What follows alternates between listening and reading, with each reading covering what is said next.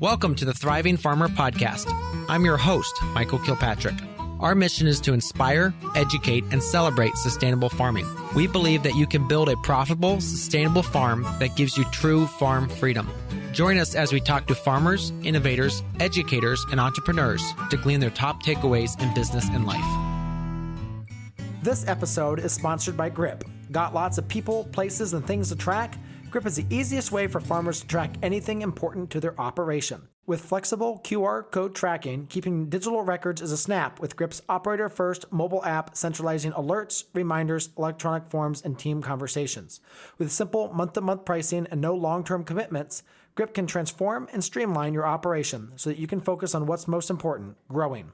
For a limited time, get 15% off any monthly or yearly subscription at grip.ag/pricing with the code THRIVEIN25. That's GRIP.ag/pricing with the code THRIVEIN25. Hey, Thriving Farmers. Today, my guest is a little bit different. It's Paul Rice, founder of Fair Trade USA and a longtime advocate for farmers around the world. After working with coffee growers in Nicaragua for over a decade, Paul launched Fair Trade USA to help small-scale producers access better markets and earn a fair price for their goods. Paul, welcome to the podcast. Michael, great to be here. Yes, and a huge congrats because you just told me that your book hit the national bestsellers list. Yes, awesome. Yes, that's really great. And we'll talk about the book here in a bit.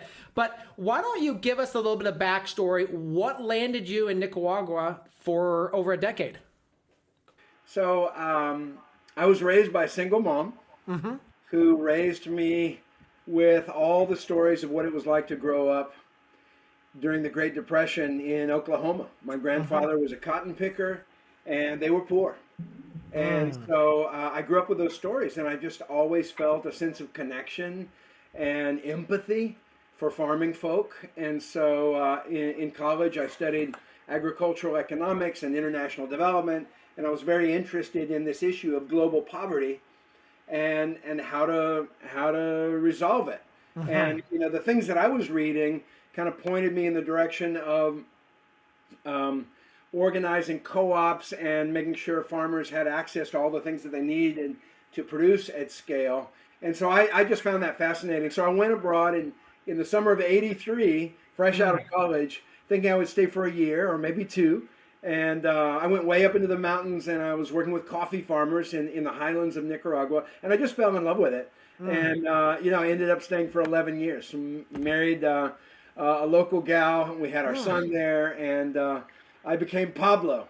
And, I was rocking the mustache and the cowboy boots and riding dirt bikes up into the mountains, to visit farms and villages that were way off the grid, and helping those farmers with the challenges that they had. Not so much on the agricultural side, but more focused on helping farmers organize co-ops. In this country, we have a great tradition of co-ops, sun-kissed oranges and ocean spray, cranberries, and grain co-ops and all the things, right? And so part of my mission there was how to bring farmers together, very small farmers, 1 acre farmers, literally 1 acre, maybe 2, bring them together so that they could create the economies of scale in order to add value and go direct to the market. So talk about coffee farming. Kind of give us the cycle, what the year looks like for a coffee farmer. Yeah. So it's different. It's different. Coffee's a perennial. And typically, historically, farmers would go into the forested highlands and thin the forest and then plant coffee under the canopy. Okay. Right? So it's a great agroforestry crop. Coffee and cocoa, which are our 2 biggest crops around the world. We work with about 1 million coffee farmers today in 54 countries in Africa, Asia, Latin America. Coffee doesn't grow in the U.S., right? It's only grown abroad. And 70% of Americans drink coffee, so it's important to us, right? Yes. So I was working with small farmers who were working in the forests, in the highlands. And, for them, the challenge was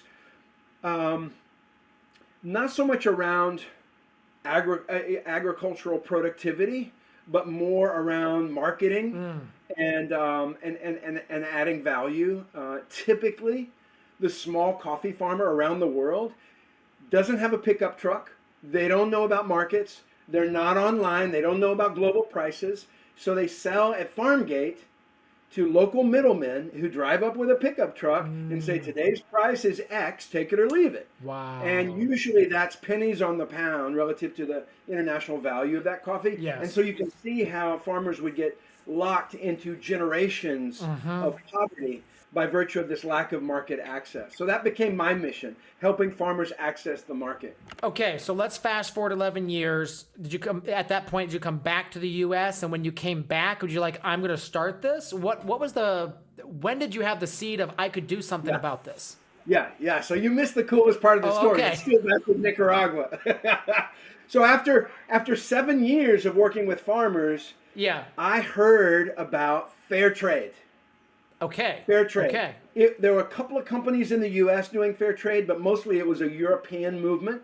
And in the fair traders' minds, fair trade was a way to tackle global poverty through the market. In fact, their slogan was trade, not aid. Trade, not aid. And so the whole approach was, hey, farmers don't need our charity. They just need a fair price for the harvest and for all the hard work they put into the harvest. I thought that was pretty cool. I'd never met a farmer that wanted charity. And so in the summer of 1990, I organized Nicaragua's first fair trade coffee co-op. 24 families. We filled one shipping container of coffee. We shipped it to a fair trade buyer. They paid us $1.20 a pound for our coffee. After cost, $1.20 a pound. $1.20 a pound. After cost, our net price back to the farmer was $1. And here's the punchline. We paid our farmers $1 a pound that year at a time when the local middlemen were paying 10 cents. 10 cents. Wow. Yeah. It was 10 times more. And, let me put it into context because our listeners our viewers are probably not going to relate to this immediately. Most of our farmers had 1 acre of land. They were producing 2,000 pounds of coffee a year. That's it. 2,000 pounds. Okay, one ton. 2,000 pounds times 10 cents meant that they would have received $200 total cash income for the year. Wow. Okay? Not even $1 a day. Not even $1 a day. Wow. That's what global poverty looks like. We got our farmers $1 a pound times 2,000 pounds. So we got them $2,000. No one had ever seen that kind of money. I was a very popular boy that year. I should have run for mayor. Yes. And so, long story short, we went from 24 families to 3,000 families, lickety split. I led that co-op for 4 years. We were selling to fair trade buyers, mostly in Europe. And get this, as a result of all that extra money coming back into our communities, we did extraordinary things. First of all, we helped farmers stay on the land. And our listeners know that's a big deal. And, the immigration issue is a big conversation in this country right now. Guess what? People usually immigrate to the U.S. fleeing poverty. But when you help farmers make a decent living on their land, they stay home. They stay home. So we help farmers stay on the land. We help farmers keep their kids in school. We set up scholarship programs so that kids could go on to high school and then on to college. We set up healthcare programs. We reforested areas that had been deforested a generation earlier by lumber companies. We invested in clean drinking water. A lot of villages didn't have clean water, so we dug wells. Rather than waiting for government to come solve our problems, we dug wells, and we brought clean drinking water into villages for the first time, which meant all the health indicators went up. Right? So now, we have people that did all this cool stuff, and here's the punchline. Thanks to nobody's charity, right? Just thanks to this simple idea of a fair price for a great product. And so, brother, that changed my life. Like leading and living that co-op for 4 years, I had a front row seat on these brave, visionary farmers who saw themselves not just as farmers. They knew they could wear the farmer hat, but they learned that they could also wear the hat of trucker and processor and exporter and eventually banker. They set up a village banking system. Oh, wow. Yeah. And it inspired me so much that I decided my calling was to build the fair trade movement, which was big in Europe, and there was nothing happening back here in the U.S. So that's why I moved home. Ah, okay. We launched the fair Yeah. trade movement here in the United States, and that's what I did. I launched it in '98. Yep. Thinking I would do that for a couple of years and then go back to Nicaragua, where I was Pablo. And popular. Dude, it became my life, and Yeah. I stayed. I've Yeah. been at the helm of Fair Trade USA for 26 years. So then you said something interesting, high quality coffee. Yep. What is the difference between low quality and high quality?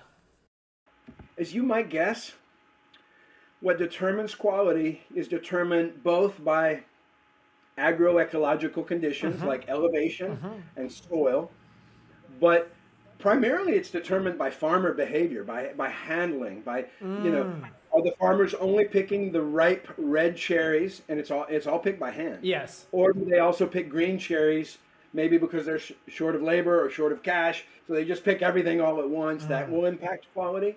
How the coffee is processed will impact quality. How long and how it is stored before shipping will impact quality. So, bottom line, and this is not exclusive to coffee farmers, if the farmer is whole, if the farmer is able to, put food on the table and live comfortably, they're going to have the wherewithal to invest in higher quality. And that was one of the things we found early on here in the U.S., this alignment of interest, shared interest between the market and the fate of the farmer. The farmers who are struggling to survive, they can't afford to worry about product quality. Whereas if, through fair trade, we get farmers a decent price for their harvest, then they can invest in that quality. And so it's truly a fair trade, right? Higher quality of life for the farmer and quality of product for the companies that are buying it and for us as a consumer. Yeah, yeah. Now it's really interesting because obviously the parallels are different. But in California, I sat down with, and I didn't know who he was at the time, but his name was Amigo Bob, and he was a huge player on the California organic movement, getting the whole organics out there started. Amigo Bob? Yes, that was his name. That's hilarious. And unfortunately, he passed away, I think, to leukemia or cancer 5 or 6 years ago, which is sad to hear. But he was sitting there and chatting with me about California organics and just talking about how the big players played the farmers off each other. They would at the morning say, we need 8,000 cases of celery. And so 4 guys would say, I've got 8,000 cases. And then they would say, well, the price is 24. And then the price is 23, 22, 21, down to $12. And they needed all the cases that every single farmer had. But what they did is because the farmer was in the field packing cases, they now need to move the product. They were able to basically leverage the price. And so obviously this is a problem which I think is worldwide. Not obviously as bad as in third world countries where people don't have access to phones and basically just a market source at all, because it's very different. And these farmers that you're working with, clean water, education, all of that. But I think it is a global problem of the middlemen. I think that's the problem, is the middlemen. And in honesty too, some of the retailers. It is, absolutely. But what I'm encouraged by, Michael, is an evolution in a lot of the buyers' attitudes toward their relationships with the farmers. I've had a chance, as I've built fair trade here in the United States, to work with a lot of buyers. We work with Whole Foods, we work with Costco, Kroger, Safeway, Walmart, Sam's Club, Aldi. We work with, over 2,000 brands across all kinds of different product categories. Yes. In produce, we work with Dole and Driscoll's and Nature Sweet and all these great brands. In apparel, we work now with Patagonia and J. Crew. So I've had a chance to observe the evolution of buyer behavior over the last couple of decades. And they're not all there. Yeah. There's still a lot of, I would say, short-sighted practices by buyers like the ones you mentioned. Yes. They think it's all about price, and they're going to beat down on the grower to get the lowest price they can. But that attitude is shifting. Okay. Towards something, that I find really interesting, and some people are calling it conscious capitalism. Correct. It's this notion buyers realize that they need the farmers to stay in business for the long term. I'll give you an example. We launched a fair trade tomato program with Walmart a few years ago. Walmart has, a reputation. Correct. For everyday low price to the consumer, Yes. which means that they're getting the best deal they can from the grower. Let's put it that way. So we went to Walmart and we said, let's develop a fair trade tomato program. The tomatoes were coming from Mexico. So we set up this program sourcing from dozens and dozens of programs. And overnight, just because of their size, Walmart became the largest seller of fair trade tomatoes in the world. We certified the farms. They put the seal on the tomato. And we developed a dashboard to monitor the progress. And one of the things that they discovered was that labor retention on those fair trade farms went way up. In other words, the workers were better paid, they felt treated with greater respect, better conditions, better benefits, and so the workers didn't leave at the end of the season, they stayed. And as you know, every farmer's worried about labor. So when Walmart saw that their suppliers were able to retain their labor, and all the benefits of that in terms of lower recruitment costs, higher productivity. Yes. And Walmart said, okay, we see real value for Walmart in the fair trade program, not just, benefiting the workers on the farms, but we see a more reliable supplier that's going to be able to work with us for the long term. And they told us that they increasingly see suppliers as part of their strategic success. By the way, when they put the label on the tomato, the fair trade certified label, sales jumped. Wow. And so there was this kind of double benefit for Walmart, a more secure supply chain and a differentiated message to the consumer. Yeah. And who would have thought that Walmart shoppers would care about third world farmers, but they did. They did. And so for me, I just share that as a case study of what I see as a long-term shift in attitudes. We're not there yet. Yeah. Plenty of examples of farmers that feel squeezed, especially right now with the whole conversation about tariffs. Correct. We can get into that. Yeah. But I do see capitalism evolving and buyers evolving in their thinking. Yeah. All right. So that you had a lot there, which was awesome to hear. And I completely agree with you. One of our number one cost here on our farm is labor. And training labor and replacing labor, that is also a massive cost because that training thing is just very expensive. But it is that thing is, and I think you hit the nail on the head right there when you said is that if a farmer is paid well, they want to keep good people and they want to pay their people the best they can. But if they're worried about what the next day is, they're going to be stressed out. They're not going to be able to manage well. I've been there, and it's challenging. So talk a little bit about, so once you had this idea, you came to the U.S., I'm going to start this. Yeah. I mean, where did you start? And did people think you were a bit crazy? Yeah. So, I of course, because I am. I'm crazy enough to believe that business can and must be a force for good in the world. Yes. That's my craziness. You know what I mean? Yes. Maybe I should explain to our audience. When I came back to the U.S., what I started was an organization called Fair Trade USA. We're a nonprofit. Our mission is to fight global poverty and improve the lives of farmers and workers and protect the environment. And we do that through a certification. So we have a 200-point checklist, a standard, the Fair Trade Standard, which has social, labor, and environmental criteria in it. Some of our listeners may be familiar with the organic standard. It's kind of similar, but with more of a focus on labor.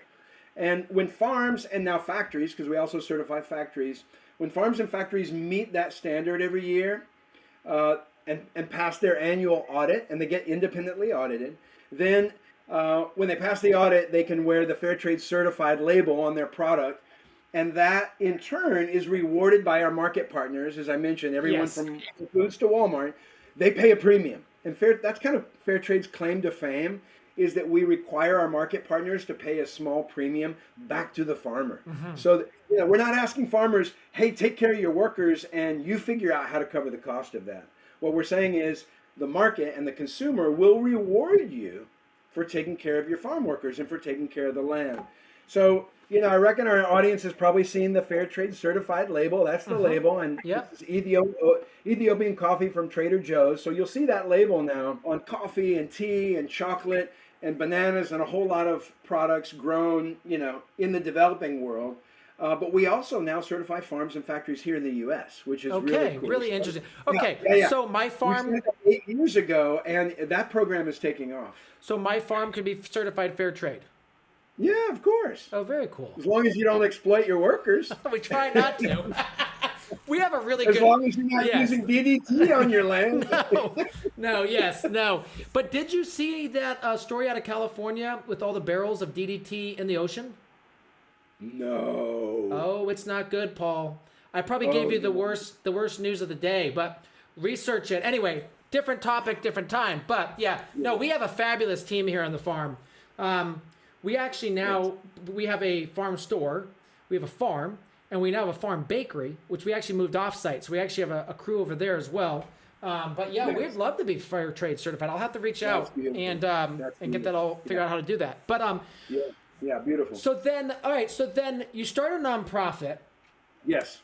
Where does your original funding come from? Do you go to these big companies and say, I want to do this, and I think that would help you, and I think you should pay up? Do they pay a percentage in, or how does that work? Yeah. Great question. Okay, so as a nonprofit, unlike most of our audience, I'm sure, as a nonprofit, we have access to donated funds, either from rich folks who like our mission or from foundations. So in the early years, we were largely dependent on foundations like, the Packard Foundation, the Ford Foundation, the Rockefeller Foundation. They would give us, a grant to build our program. So early years, we were dependent on that. But here's the good news. And this is why sometimes I'm called a social entrepreneur, because even though it's a nonprofit, we've very much taken a business mentality to growing the Fair Trade USA organization and to growing the movement. Yeah. And so to your point, yes, we charge, a penny or less on every brand that uses our label, right? It's a certification fee, it's a service fee. And so that in turn has allowed us over the years to become increasingly self-reliant by virtue of our earned revenue. So today, about 90%. So we're a $25 million organization, still small in the scale of things. About 150 souls on our team, worldwide. But here's what's cool is that with that organization, which, as I said, is about 90% self-funded through certification fees. We still get a little bit of grants and donations, but not much. But last year alone, we catalyzed over $11 billion in sales of products with that fair trade label on it, right? So kind of like the mighty mouse that roared. We have tremendous leverage, right? Through this small organization, we've been able to catalyze a fair trade movement. As I said, with amazing market partners, all the major retailers are doing it now. So that, that feels like such a blessing to have found a business model that impacts the world in such an outsized way with a fairly small number of people and relatively small budget. That's amazing. Okay, so then what was the first company that got on board with you? Dude, I don't even remember, but I'll tell you this. It was coffee. So, I was a coffee guy from the mountains of Nicaragua, Pablo. If you check out my website, paulrice.org, you'll see some pictures from the 80s and 90s of me rocking the Pablo look. Anyway, I knew coffee, so I started with coffee, right? And for the first 2 years, that's all we did. We did coffee. And I went out to some of the pioneers of responsible sourcing in the coffee industry. So companies like Equal Exchange and Thanksgiving Coffee and Royal Coffee and Equator. And then about 2.5 years in, we signed Starbucks. Wow. Okay. And that was a game changer. Right? Oh yeah. That gave us so much credibility. Yes. Now, this is a longer story. You're gonna have to invite me back if you want to hear the whole thing. Okay. But Starbucks eventually withdrew from fair trade. They don't do any fair trade today. They have an in-house program. Okay. But getting Starbucks on board early on gave us a lot of momentum. Yes. And kind of it allowed us to grow coffee and also to move into other industries. By the way, I'm a big believer in all expressions of ethical sourcing. Fair trade isn't the only way. Our listeners may have heard of the Equitable Food Initiative or Rainforest Alliance or other approaches to responsible sourcing. However, I will say this: consumers are often pretty skeptical of companies who say, "Oh yeah, we're paying our farmers a fair price," Correct. without any independent verification of that. And unfortunately, Starbucks last year was exposed, and they're being sued right now because they claim on all their packaging that they are committed to 100% ethical sourcing. But in this expose last year, they found bad labor practices, including child labor on some of the farms that sold to Starbucks. And so for me, it just, I believe in Starbucks' good intentions, obviously. But I think, if you're trying to do it yourself, you don't have all of the rigor of an independent group that's coming in and talking with the farm workers and talking with the farms and, keeping a better eye on things. Yeah. For me, it was a sad story, but also kind of a validation of the value of certification. Real quick, I want to take a few minutes to talk about farm team management. With me, I have Tracy, the founder of Grip. Tracy, you created an app that can consolidate team communication into one place. What gave you the idea for creating a team management app? Well, I noticed even on small operations, there are always issues that slip through the cracks. Maybe one of your team members finds a tank is leaking, they write a note, leave it in the office, but it doesn't get noticed till days later when the tank is empty and the system is ruined. Or maybe you have a piece of equipment that's getting harder and harder to start. No one reports it. The day you really need it, you find the battery's dead. We've all had a situation like that. Yep. All these little things keep getting missed because there isn't an efficient, simple way for everybody to have a voice and communicate those issues that are happening. So that's something that really applies across the board for any type of operation. Once you get more than 3 or 4 people working together, it really becomes difficult to delegate and track assignments. Right. So what we did with Grip is build messaging and translating capabilities right into the app so you can manage all your team messages in one place. And there's an additional capability for team members to report issues they notice on the farm or ask questions about a task. You can also track team assignments, to-do lists through the app, making team delegation a lot simpler. Do you find it's hard for new hires to adjust to using the app? Not often. The app is very intuitive. There's a small learning curve, but if you can send a text message or take a picture, you can use Grip. And actually, training a new team member is one of my favorite use cases for Grip. Too often there's like one guy in the team who knows the farm like his house, and he's stuck teaching the same thing over and over to the new hires who come and go. With Grip, it's really easy to record videos that can be applied to any assets library that everyone can access. You can really cut down on a lot of training time. That's really cool. I could definitely see that coming in handy if you hire people seasonally and need to train them fast.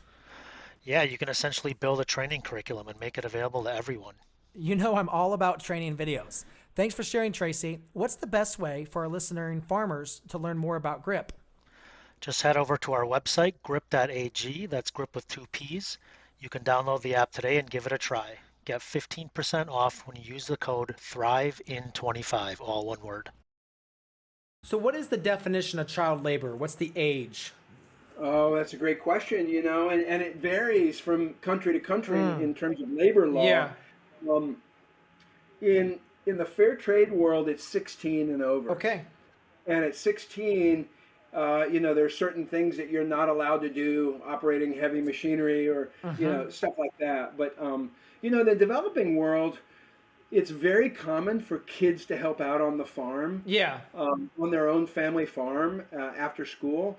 And we don't consider that child labor. So if you're 12 and you're helping your family feed the chickens after school, that's okay, right? Yes. And every farmer listening will, Yes. kind of nod their head on this. Yeah. Because, we all grew up doing chores. Doing chores is good. Yes. Right? So in the fair trade standard, it's okay if you have a 12-year-old kid helping out on the farm with 2 conditions, as it were. Yes. One, you're working on your own family's farm. Okay. As opposed to selling your labor to some other farmer, right, which exposes you to exploitation. And then number 2, after school, not instead of school. Yes. So if you're a 12-year-old, you can work on a fair trade farm after on your parents' farm after school, and that some people squirm. I mean, our listeners who are farmers, Yeah. they will be like, yeah, of course. I've got a big 12-year-old. Of course, I've got chores. Yeah. A lot of, one of the challenges in America is that this term child labor is a hot button, and so we have to educate people that child labor in an exploitative situation where kids are not in school. Yeah, that's not something that's allowed in our standard. No. But there's a cultural, Yeah. the culture of farming is one in which the whole family helps out. Correct. And because, my kids come out and they're like last night, and actually I'm going to do a post on this, is Simon. He is turning 8 tomorrow, and he wanted to come seed with me because I was seeding carrots, turnips, radishes, and spinach. And he is so into like building things, and he thinks the seeder is the coolest thing that we've got on the farm. And he wants to pull the hoppers out, empty the hoppers, change the wheels, look at the brushes. But the biggest thing, he's like, Dad, I want to walk in your footsteps. Oh my God. And what that is when I walk across the field to seed, I have to be very careful and get my feet and drop my feet between the rows. And he wants to follow me down and put his feet in my little footsteps as we walk across the field. And at first I was a little frustrated because like, Simon, no, just sit there. I don't need more people in the field and all that. And then I realized that is like the coolest thing ever. The fact that my 8-year-old wants to walk in my footsteps and seed carrots is so cool. It is. Yeah, I mean, and what a great metaphor, right? I mean, walking in your footsteps literally in the field, but also, you're providing an example to him of farming that has dignity, and it's, one of the things that we hear around the world is the farming population is aging, and next generation wants to go to the city. They don't want to be farmers. Yeah. And the fact that your kid wants to walk in your footsteps. Yeah. It's I so think that's cool. the key Yes. thing. Yeah. Now, when he grows up, he says he wants to be an engineer and make farming tools, and that's fine. But and again, and at that age, I know that literally at that age, I wanted to be a fireman. So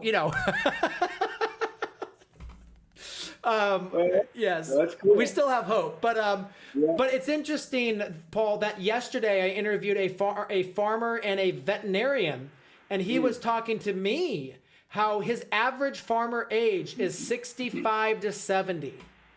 Yeah. And he said a majority of the farm workers are now non-English speaking because that's how they classify them. And again, it's just a massive shift. And it's a sad shift. And nothing against these non-English workers, because in a lot of aspects, this is a massive opportunity for them to come to the U.S. and farm. But it's just to me, the sad part is that Americans and American families are splintering, leaving the rural. The city, the towns are.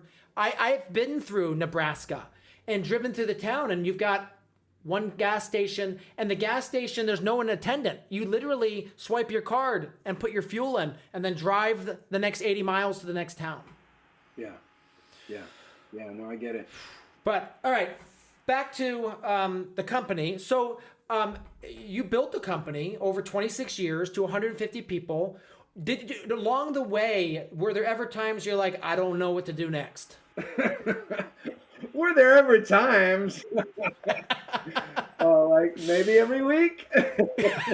I mean, look, starting and running a nonprofit that lives in the world of business and that tries to run at the speed of business, because our customers were Walmart and Whole Foods and, all these companies, right? So we couldn't like show up late or have a terrible service and just say, well, we're a nonprofit, and, please forgive us. No, we had to run at the speed of business. Yeah.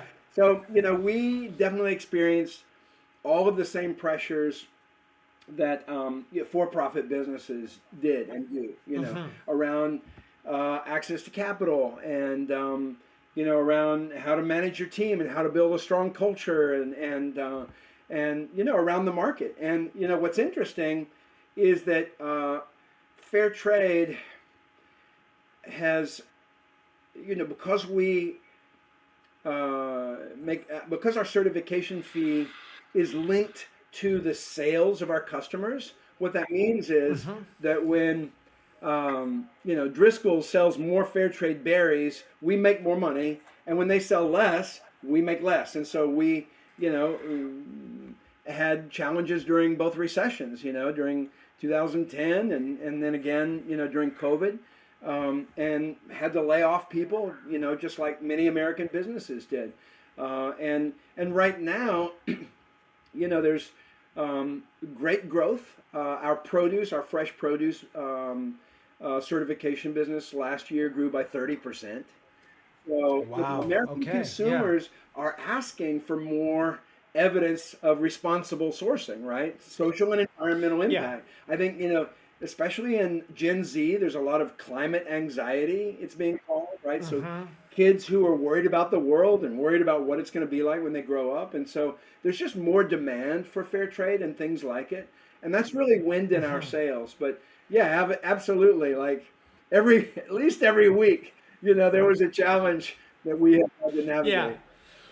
Well, before we got on, you talked about budget season. And, now that you're on the advisory board, you didn't have to go through budget season. Yes. First time in 26 years that I didn't have to do that. But, I just feel so blessed,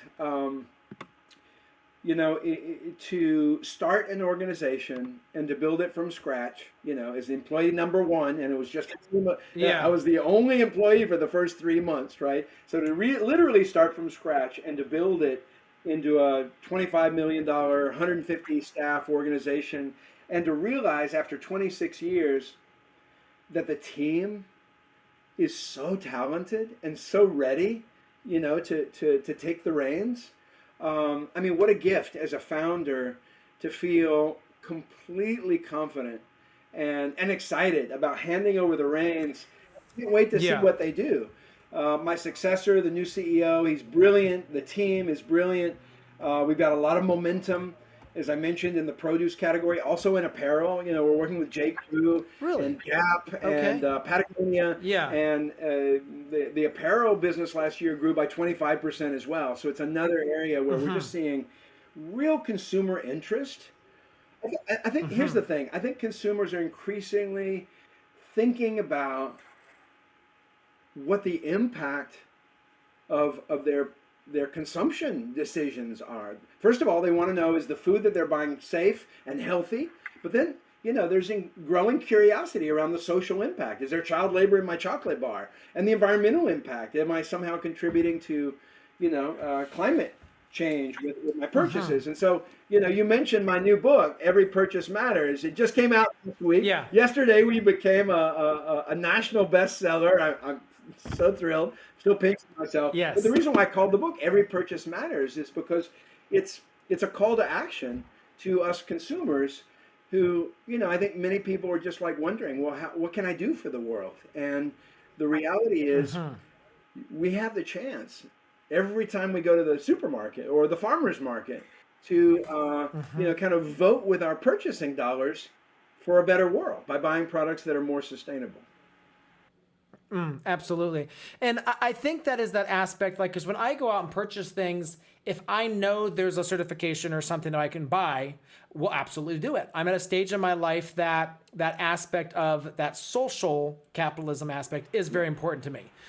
Because I have 4 kids. I want to make sure that by the time I'm passing on to them, that the world's a better place. And so obviously we farm organically and, we're very in tune to that. But the part of the issue is unfortunately sometimes there's 2 main aspects here. You've got the super cheap throwaway culture, but then sometimes the alternative is almost unattainable for a guy with 4 kids. So that aspect between where you're working with some of these major brands which produce something that's attainable, but also has that aspect of that certification that I know I'm supporting and that there is some ethical aspects to it too, is very important. We're seeing in fair trade a similar phenomenon to what we saw in organics over the last 30 years. 30 years ago, organic produce relative to conventional produce was way more expensive, right? We paid a huge premium. And over the years, as volume has increased, that premium has come down, right? So you can go to the store and get, conventional bananas for 79 cents a pound and organic bananas for 89 cents a pound. There's still a premium, but it's not huge, right? Yes. And so we're seeing the same thing in Correct. fair trade. I think, in the first decade, fair trade coffee relative to non-fair trade coffee was, probably 5 to 10% more. You might pay $1 a pound more. Today, the volume has increased so much, and we found so many brands and retailers are going direct to the grower, and by cutting out the middlemen, they're able to pay the farmers more and not charge the consumer more. So, show and tell, here's fair trade chocolate sold at Walmart. Ooh, key lime Yeah, pie. dude. I mean, this is really good. There's my label, loud and proud. This is Walmart. Yep. This is Walmart's private Wow. label chocolate, and it's delicious. It's like a premium chocolate. And, it's priced at the same level as non-fair trade chocolates. So, for me, that gives me encouragement in terms of our ability to reach not only consumers that are able to pay a little premium, because we live in times of inflation. A lot of consumers don't feel like they have extra money to spend on food, and so what I'm loving is all this private label fair trade product that's out there, coffee, tea, chocolate, and so on, which is allowing consumers to access a fair trade product, often fair trade and organic. By the way, 70% of our farmers are also certified organic. So you'll often see those two together. But to access that at an affordable price. Yeah, absolutely. So talk a little bit about your book. What drove you to write it? Dude, did I tell you I wrote a book? It's real. It's real. Yes.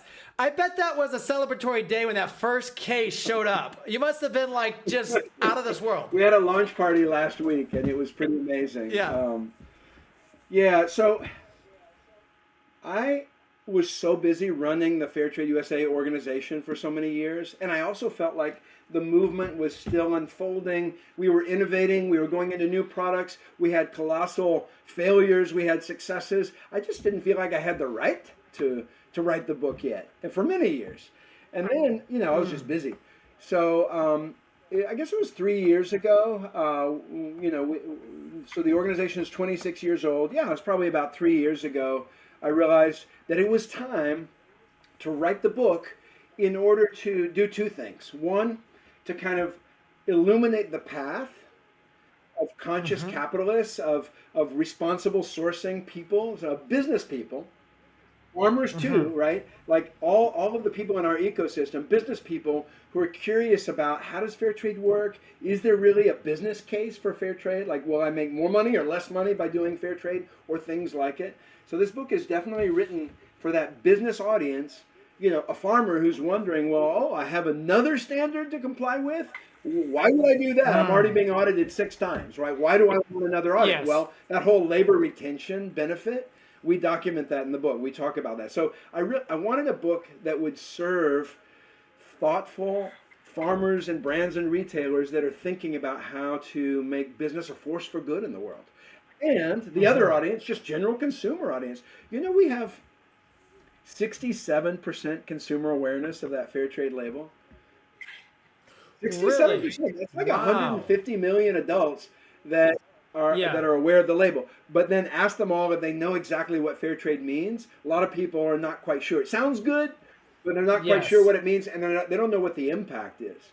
And so I wrote the book also just to the general consumer who might be curious about, what all the labels are and why does it matter. Okay. And in the writing of the book, how long did the book take you to write? Brother, it was a 3-year journey from start to finish. Okay. So it was 3 years. Okay. Yeah. Now, and I'm assuming during that time you were kind of passing the reins along to the next CEO too, right? Was that part of this? That happened last year. My successor, Felipe is his name. He joined me as Chief Operating Officer in December 2023. And by the middle of last year, it was clear to me that he was he was the right guy, and that he was going to do great things after I just got out of the way, which is, for succession as a founder, you have to feel comfortable, whether you're handing off to your kids or handing off to someone from the outside, you have to feel a level of trust and confidence. And I felt that 6 months after working with this guy, I knew he was the one. And I knew that with the book coming out this year, it was going to take a lot of time and effort. You know, I'm on podcasts, I'm on speaking tours, I'm writing op-ed pieces and getting interviewed for articles. So I wanted to create the space in my life to support the book and also to dream about my next chapter. So so I didn't actually start handing off until last fall. Okay. Wow. All right. One thing you did mention earlier, and I know it's a hot topic right now, is these tariffs. So talk a little bit about that and kind of your thoughts on a global economy. Yeah. So honestly, I think tariffs are dumb. I have not met anyone who thinks they're a good idea. I mean, it's clear that consumer prices are going to go up. And, you know, we're already in an inflationary time. So, you know, adding extra cost through the tariffs is going to make consumer prices go up. And that's not good for the American people. I've also talked to a lot of U.S. businesses. We work with a lot of U.S. businesses who are being hurt. I was speaking with a tomato grower in Arizona yesterday. They grow in a greenhouse environment, and the U.S. doesn't produce the best greenhouses. Most of the greenhouses used here in the U.S. are imported from Holland or from Spain or Israel. Yep. And so, you know, all those things, you know, when people think, oh, well, tariffs are going to help American farmers or American manufacturers, there's so much imported inputs into American production, and all of those inputs are going to go up because of retaliatory tariffs. And so, you know, I've had conversations with Whole Foods, with Walmart, with all kinds of folks who are just like not supportive of this move. And then sustainability is the other piece that I think is going to get hurt. You know, I was speaking with a company in Costa Rica that sells bananas to the U.S., and they were saying, look, you know, with tariffs on Costa Rican products, it means, I mean, the retailers are saying they'll absorb some of that extra cost, but not all of it. So a lot of that cost is being pushed back onto the growers around the world. And so they're going to have to cut costs somehow. And, you know, what they were saying in Costa Rica was we were going to build new housing for our workers. We're going to have to put that project on hold. We were going to put solar panels on our processing plant to reduce costs and reduce the environmental impact. That project is now on hold. So that's why I say I think tariffs are bad for sustainability. So that's Well, I think the other thing too, like we actually ended up putting a pretty large deposit. This is like spring for us, so like money is tight. But we ended up putting a pretty large deposit down on a piece of equipment so that we could beat the steel increase. Yeah. So because we knew the price of steel was going to go up with all of this, so it's made us. We had to move some things around. Let's just put it that way. But I think it also that come back to what you said was the also too of the yo-yo aspect of these farmers is you want to build long-term sustainable relationships with these farmers, and again with coffee especially because we don't grow it in the U.S. So and again, if a farmer is always worried about his next paycheck coming, then he is going to be it's going to make a massive change, and it's stressful, and we know stress is not good for the human body. Yeah, no, that's right. Yeah. Well, Paul, it has been a pleasure to have you on. One final question: what is your favorite vegetable to grow in your garden? Tomatoes, of course. Okay. Cherry tomatoes. Although I have to say, you know, one of my favorite brand partners. You know, we work with so many great companies. And actually, two of my favorite brand partners are tomato growers. One is called Wholesome. We have farms in both Arizona and Mexico, 100% fair trade and organic. And another brand is called Nature Sweet, delicious snacking tomatoes. You've seen their little volcano packages. Yes. And they're 100% fair trade as well. So, you know, I love the companies out there that are selling fair trade tomatoes. It's really inspiring to me to visit their farms and see the great work that they're doing. So I guess my tomatoes are a close runner up. All right. Yes. So do you have a favorite tomato variety?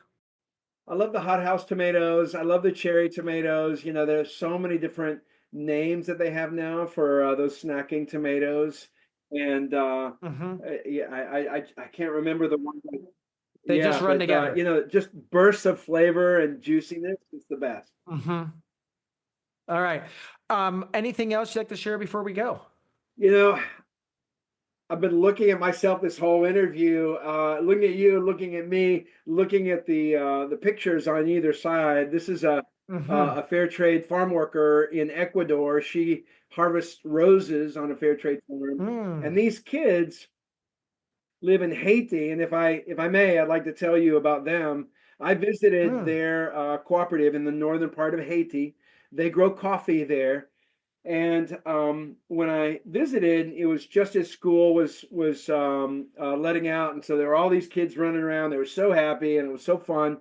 And then the head of the co-op said to me, you know, a lot of these kids a year ago weren't in school. And I said, well, Mm. why? Well, I don't get it. And he said, well, because of the cost. And I said, well, I thought school, elementary school in Haiti was free. And he said, school is free, but shoes and uniforms are not. And you're not Oh, allowed to go wow. to school unless you have shoes on your feet and a uniform to wear. And he said, unfortunately, so many of our farmers are so poor that they can't afford a $10 pair of shoes for their kids. And Oh, it wow. kind of blew me away. And he said, but here's what happened. We, our co-op, which had like 2,000 families in it, we got fair trade certified. And at the end of the season, we had all this money that had come back in.